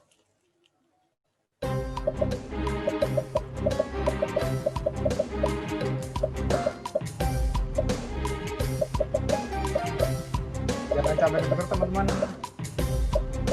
Ayo, apa ayo? Agak menjebak ya Kak ini. Benar sekali. Jadi fungsi pajak sebagai alat untuk mengatur dan melaksanakan kebijakan pemerintah adalah fungsi reguleren.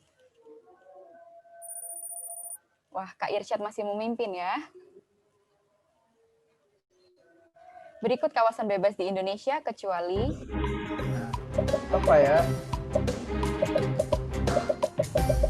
Kawasan bebas nih maksudnya bebas PPN itu ya, Kak? Iya, betul sekali, Kak.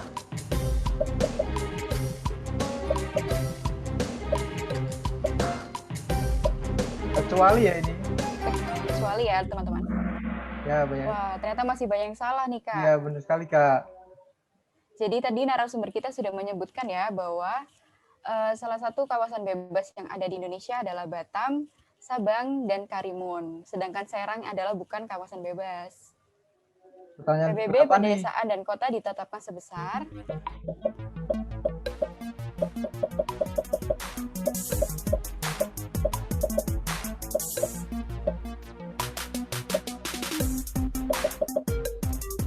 Jawaban yang benar adalah tergantung perda setempat. benar sekali. Lanjut. Berikut ini merupakan jenis-jenis PBB sektor lainnya kecuali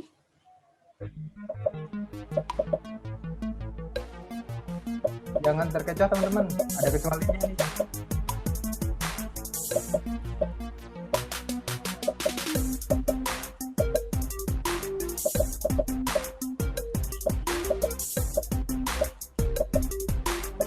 Wah, ada yang salah kan? wah, ternyata masih banyak yang salah.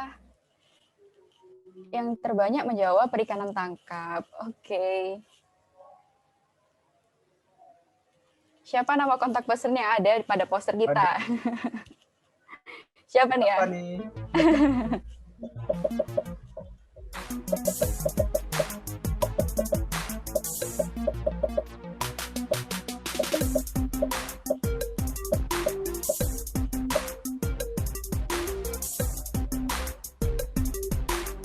Wah, Dia- banyak yang tahu. Jawabannya adalah Kak Dani, bukan Kak Rosa.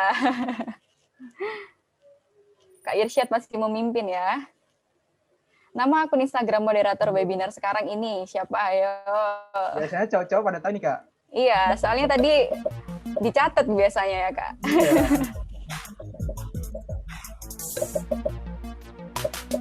Kita lihat nih.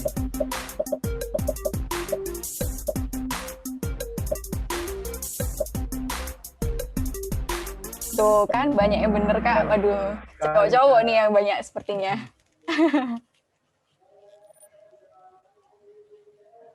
Berikut sistem pemungutan pajak kecuali Gampang nih, Kak. Tulisnya, Kak. benar sekali.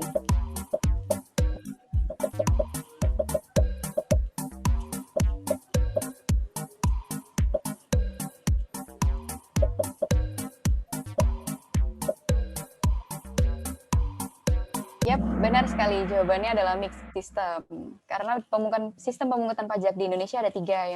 Yang pertama official assessment, yang kedua withholding system, dan yang ketiga adalah self-assessment.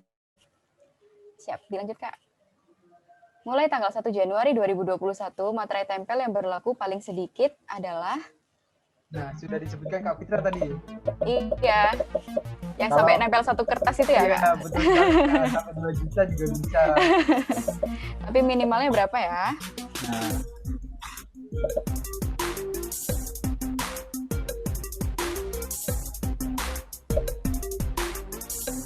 Iya, benar sekali. Minimalnya adalah 9.000 ya, Kak.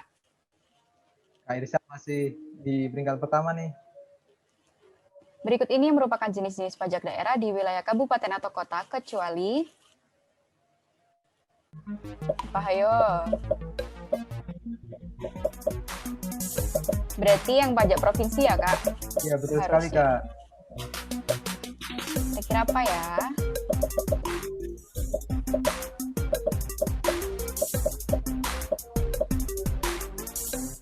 Wah, masih banyak yang salah nih. Jawabannya benar ya, pajak air permukaan. Pertanyaan terakhir nih, Kak. Apakah warna font judul webinar di PPT kita? Berwarna hitam. Judulnya apakah berwarna hitam atau bukan ya? Yang memperhatikan pasti tahu nih Kak Ya, jawabannya. betul sekali, Kak. Kita lihat nih. Yang benar adalah Yang benar adalah salah karena warna PPT, warna fontnya apa Kak? warna biru, Kak. Benar sekali. Nah, juara 3. Oke. Juara Nah, satunya siapa nih? Kak Oh, Kak Irsyad. Irsyad.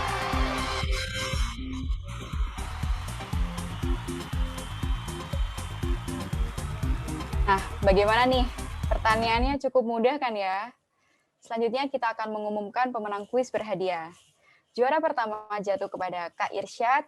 Selamat kepada Kak Irsyad berhak memperoleh uang tunai sebesar Rp75.000. Juara kedua dimenangkan oleh Kak Rian. Selamat kepada Kak Rian karena berhak mendapatkan uang tunai sebesar Rp50.000. Dan juara ketiga dimenangkan oleh Kak Alivia. Selamat ya Kak, Kakak berhak mendapatkan uang tunai sebesar Rp25.000. Untuk pemenang pertanyaan terbaik, mari kita tanyakan ke narasumber kita. Yuk kita undang narasumber kita. Nah, bagaimana Kak Fian? Menurut Kakak, mana nih pertanyaan yang paling menarik? Ya, yang paling menarik menurut saya sebenarnya semuanya bagus sih. Saya lihat-lihat tadi. Cuman yang menurut saya paling bagus tuh yang Ignatius tadi kalau nggak salah dia naik tentang ini, tentang bagaimana cara meningkatkan kesadaran wajib pajak melalui DJP. Itu menurut saya sangat penting sih, karena di masa COVID seperti ini itu kita perlu mengerahkan segala upaya dan cara untuk meningkatkan penerimaan negara agar tetap maksimal gitu loh. Dan itu tuh caranya sangat sulit, karena kan di saat-saat sekarang kan sangat sensitif sekali nih kita ngomongin tentang pajak dengan orang umum. Tapi ya itu dia adalah tantangan komunikasi di pajak, di Dirjen Pajak itu kita mengupayakan bagaimana caranya agar komunikasi itu sampai. Jadi menurut saya tadi pertanyaannya sangat bagus. Dari Ignatius ya tadi ya. Itu. Udah. Baik, selamat kepada Kak Ignatius Aleandre yang telah memenangkan Best Question dan berhak mendapatkan uang tunai sebesar Rp30.000. Nah, bagi para pemenang yang telah disebutkan, diharapkan untuk menghubungi narahubung kami maksimal 1 kali 24 jam di nomor 0812 2611 1664. Sekali lagi, bagi para pemenang yang telah disebutkan, harap segera menghubungi narahubung kami maksimal 1 kali 24 jam di nomor 0812 2611 1664. Dan bagi seluruh peserta, harap mengisi link absensi dan evaluasi yang tertera pada kolom chat sebagai syarat untuk mendapatkan e-certificate. Sekali lagi, bagi seluruh peserta, saya ingatkan untuk segera mengisi link absensi dan evaluasi yang tertera pada kolom chat sebagai syarat untuk mendapatkan e-certificate. Selanjutnya, untuk mengabadikan momen webinar ini, kita akan mengambil foto secara virtual bersama narasumber, moderator, dan para peserta. Untuk itu, kepada para peserta webinar yang belum mengaktifkan kamera, diharapkan segera mengaktifkan kamera karena foto bersama akan segera dimulai. Dan untuk teman-teman operator, harap untuk bersiap.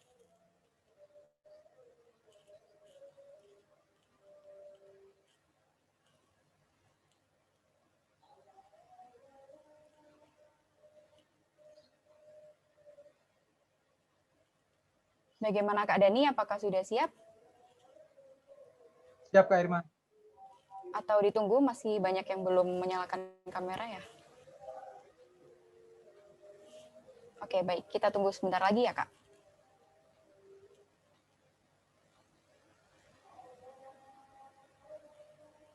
Baik, aba-aba akan diberikan oleh saya. Kita akan berfoto dalam 3, 2, 1.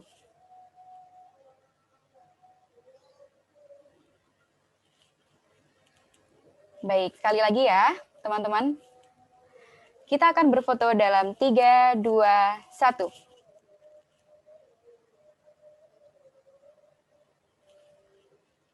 Baik, apakah sudah siap? Sudah ya, Kak? Sudah Kak. Baik. Hadirin yang kami hormati, akhirnya sampailah kita pada penghujung acara pada hari ini. Untuk menutup acara kita hari ini, marilah kita berdoa menurut agama dan kepercayaan masing-masing. Berdoa dipersilakan.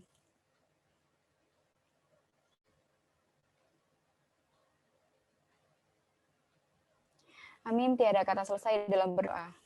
Saya mewakili panitia yang bertugas menyampaikan mohon maaf yang sebesar-besarnya atas segala kesalahan, baik kata maupun perbuatan selama penyelenggaraan acara webinar hari ini.